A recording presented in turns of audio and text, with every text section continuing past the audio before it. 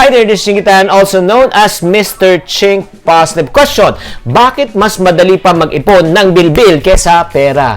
Kung ang bilbil lang ay pwede natin bilangin pera, bilyonaryo na tayo ngayon. Pero bago natin pag-usapan yan kung paano tayo mag-ipon pa more. Okay, gusto nyo bang matutong mag-ipon? Yan ang topic po natin. Please do subscribe at my video. Sa may Facebook po at saka sa YouTube. Pag nag-YouTube po kayo, click subscribe and click the bell button. Ano ba talaga ang tunay na sikreto? The real secret to ipon pa more. Gusto mo ba mang matutong mag-ipon? Diba? Sa totoo lang, lahat tayo gusto natin mag-ipon. Pero kadalasan, hindi nakakaipon. Diba? Ang sigaw ng bayan, kulang sa kita. O, pag kulang sa kita, mapipilitan talaga mangutang. Pag nangutang, dabasweldo, bayad utang, kulang utang, bayad utang. Paikot-ikot lang siya. So, anong ending niyan? Ang ending niyan is financial stress. Stress in the sense kasi nag-aalala ka kung hindi mo alam saan mo kukunin ng mga babayarin mo, tubig, kuryente, 'di ba, matrikula ng iyong anak, 'di ba, gamot, no, ng mga taong may karamdaman sa iyong pamilya. At minsan sa sobrang dami mo na talagang pag-alala at stress, hindi ka na naging productive at hindi mo na alam kung ano ang gagawin mo. Lahat ng tao ay nautangan mo na. So parang feeling mo talagang wala ka nang pupuntahan. Kung yan ang pinagdadaanan mo ngayon, please watch this entire video dahil gusto kitang tulungan at para ma-address itong problema na ito. Alam mo, mahirap talaga pag hindi natin, especially kung ikaw ay breadwinner, hindi mo talaga na-address yung financial goal mo. Ay nako, ang hirap talaga ng feeling. Yung feeling mo na talagang, no offense man, para kang imbalido. Yung parang feeling mo useless ka. No, that's a feeling that I don't want to experience because I've experienced that before. And the reason why some people are having a hard time makaipon talaga at makabuelo is because they don't know how to start saving. Hindi nila talaga alam. Zero ang idea. Especially ang mga kababayan nating mga OFW na hanggang ngayon nagtatrabaho ka pa at di ka makabalik dito. Bakit? Kasi kulang pa ang iyong ipon o wala ka pa talagang ipon. Lahat ng pera na kinikita mo, pinapadala mo dito, kulang pa minsan. And alam mo ang bottom line yan, these are the thing, na-discover ko, lahat ng problema talaga may ugat yan. And there are two major reasons or two causes why people cannot ipon pa more. Number one is the lack of financial knowledge and number two, the lack of financial discipline. Ulitin ko, the lack of financial knowledge and the lack of financial discipline. Hindi alam kung paano mag-umpisa and number two, kulang sa disiplina. Diba? Hindi marunong mag-umpisa. That's the reason why I always tell people, mahirap mag-bike pag hindi mo alam. Diba? So, ganun po. Kaya rin, nahihirapan ka ba mag-ipon? Ibig sabihin, kulang ang iyong kaalaman o wala ka pang masyadong alam. Number two, may mga iba naman sa inyo, kumikita naman. Kumikita kayo. Pero, lahat ng pumapasok, lumalabas. Bakit? Kasi, yun nga, hindi naman kulang ang kita, kulang lang sa disiplina. So, ito yung good news. Kung may problema ka ngayon sa pag-iipon, sa pera mo, to every problem, there's always a solution. So, anong solution? Kailangan, unang gawin po natin, maghanap po talaga tayo ng guide. Alam mo, roadmap ba? May mga guide na pwede tayong turuan at tulungan para hindi ka na mawala. Parang ako, bumabiyahe ako, gumagamit ako parati ng Waze for me to save time para hindi ako mawala. That's number one. Number two, kailangan mo rin ng, kunyari, pupunta ka rin sa isang lugar na hindi mo rin alam, kailangan mo rin ng tourist guide, di ba? Mas maganda yan kung may nag-guide na sa'yo, it will save time para mapuntahan mo na agad ang gusto mo.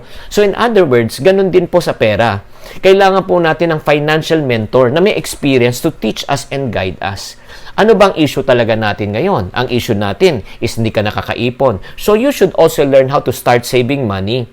And then another thing, na para matamaan mo yung financial goals, you need also to learn how to set your financial goals and plano. Diba? Para ma-prepare po natin ang future. Yun talaga ang kailangan mong gawin. Uulitin ko, maghanap ka ng guide, tourist guide, or financial guide. Number two, marunong talaga, experience na financial mentor at matuto ka mag-ipon para ma-hit mo yung financial goals mo at gumanda ang iyong future. Question, yan ba ang gusto mo mangyari? So kung yan ang gusto mong mangyari, may maganda akong balita para sa iyo. Ang magandang balita, meron ako isang special course na tinatawag na Ipon Pa More. Ano tong Ipon Pa More? I would like to share with you and teach you on how to reach your ipon goals in life. Kung may ipon goal ka ba, gusto mo bang matamaan ang iyong ipon? Yan ang unang ituturo ko sa iyo. Number 2, okay? Sa session na ito, I'm going to share with you also the 7 reasons why you should ipon pa more. You do not save for the sake of saving. You save with a goal in mind. Kasi pag nag-save ka for the sake of saving, maniwala ka, mauubos din ang saving mo. How many times you started to save, but at the end of the day, nauubos. Napupunta lang sa mall, napupunta lang sa shopping, napupunta lang sa travel, sa pagkain. Pero kaya, I would share with you here in this course yung 7 reasons why you should ipon pa more. Ang third na matututunan nyo rin dito sa Ipon Pa More na program is how you can make an additional ipon of 100,000 pesos a year without additional income. Tuturuan ko kayo kung paano makaipon pa ng 100,000 piso na hindi madagdagdagan ng iyong income. And then, isa pa, I would also share with you on how to save for your car, for your house, for your dream vacation na wala kang poproblemahin at hindi mo talaga uutangin.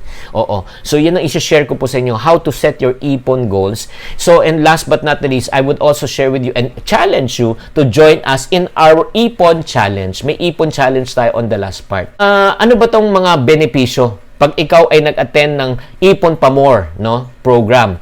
Easy to understand na guide na susundan mo lang. At number 2, I'm going to also encourage you to persevere. Yung tinatawag natin na financial discipline. And then number 3, I'm going to share with you on how to work with a budget. Na talagang susunod ka lang talaga sa budget. And last but not the least, alam mo pinaka-benefit niyan, pagkatapos ng session na ito, you become a better financial planner. Oo. So, ang tanong naman, Chinky, effective ba talaga? Well, kung sa effectivity, marami na pong taong dumaan sa programa, nabasa na po yung libro ko, nakapag-attend ng session ko po at ito po nangyari. Una, si Ballesteros na Param Melanie, sinabi niya, "Good day mga kaiponaryo, ito nang naipon ko sa Invisible 50 noong January up to February of 2019. January. Natuwa ako nung binilang ko, in less than 1 month, no, 1.5 month time, meron na akong 4,800 peso. Thank you, Lord, kay Chinkitan at continue to inspire sa aming mga kaiponaryo." Yan. Si ano yan, Ballesteros. Tapos isa pa, si Joyce Manalo. Si Joyce Manalo. Sa amin, Sir Chinky, isa po kong avid fan nyo. Dati po ay nagpo-post kayo at na-inspire lang po ako. At in 1 year, I took on the Iponaryo Challenge, no? Sa Alcancia. And guess what? After 1 year, nakaipon po ako ng 45,000 pesos. Palakpakan! Tapos ito pa sinabi niya na gusto ko, nakaka-addict pala ang mag-ipon. Pag nakita mo ang resulta ng iyong pagtitiis, ay nako, talagang mas matutuwa ka. Ito pa, si Princess Casten, sinabi niya, "For the first time, I have completed the Ipon Challenge. It really takes a lot of what? Discipline and perseverance to save money.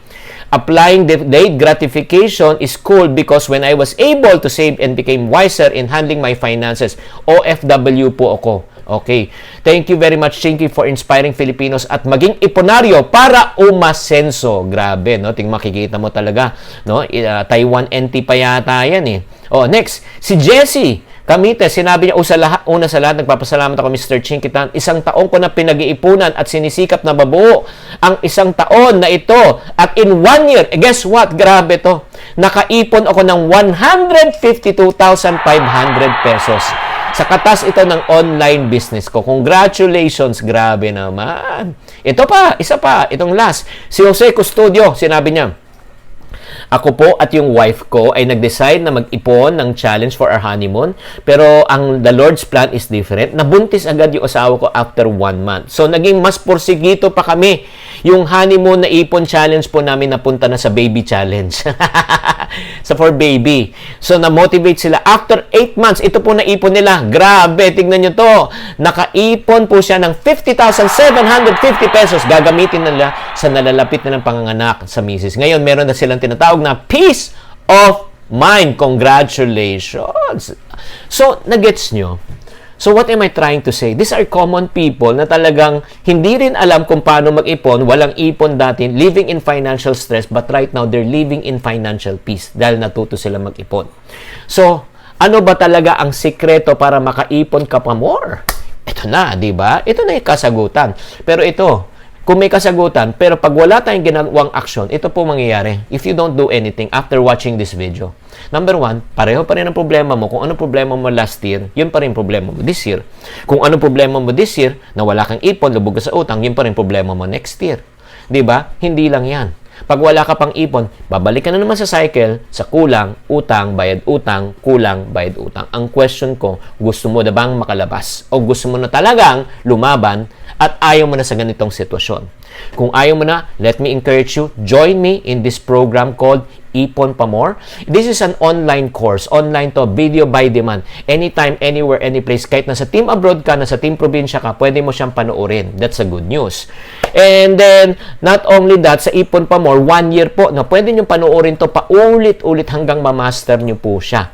So, sa online course na ito, may minimal investment. Alam mo, normally for this type of mga it would cost you thousands of pesos to attend a session. Biyahe ka pa, pupunta ka pa ng seminar room. Right now, hindi nyo nagagawin yun.